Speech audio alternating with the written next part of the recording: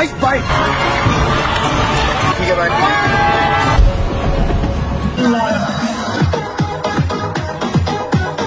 আরে বন্ধুরা, এখানে যে ছেলেগুলোকে আপনারা দেখতে পাচ্ছেন, এরা মহান আল্লাহ তাআলাকে চ্যালেঞ্জ করেছে এবং এরা কবরের সাথে চ্যালেঞ্জ করে এরা বলছে যে এরা কবরের মধ্যে এরা এক রাত থেকে দেখাবে আর এরা দেখবে যে কবরের মধ্যে কি হয়।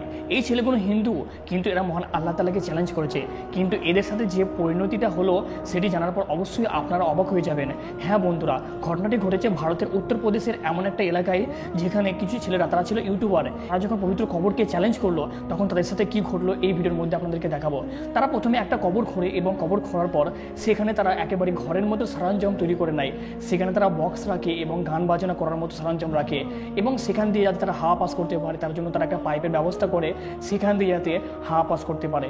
এরকমভাবে তারা ভালোভাবে ফিটিং ফাটাং করে নেয়। তারপরে সেখানে অনেক বাচ্চা কাচ্চা এবং অনেক লোক সবাই সেরিমনি করে তারা কবরের মধ্যে নামে। যখন তারা ওই কবরের মধ্যে নামার পর তারা ওখানে এক রাত থাকবার এবং কাটাবার চেষ্টা করে। কিন্তু বন্ধুরা, যখন তারা ওই কবরের মধ্যে ঢুকে গেল, তারপর ওই কবরের উপর যখন মাটি দিয়ে দেওয়া হলো, তারপর যে ঘটনাটি ঘটলো সেটি আপনাকে একেবারেই চমকে দেবে।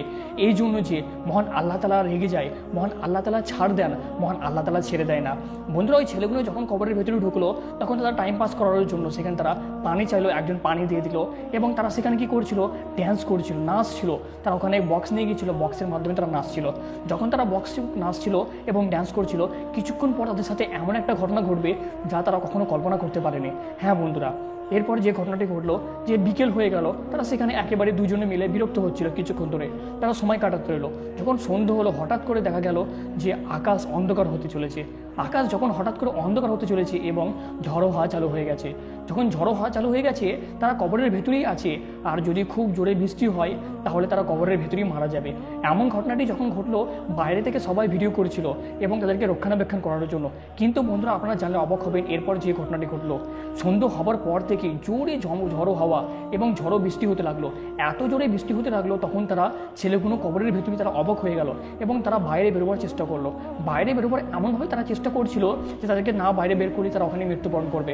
বন্ধুরা, এরপর সঙ্গে সঙ্গে সেখানে তাঁবু খাটিয়ে ওই ছেলেগুলো, যারা ক্যামেরাম্যান ছিল, তারা কবরটিকে খুঁড়তে থাকে এবং কবরটিকে খোঁড়ার পর ওই ছেলেগুলোকে কবর থেকে বার করে নেয়।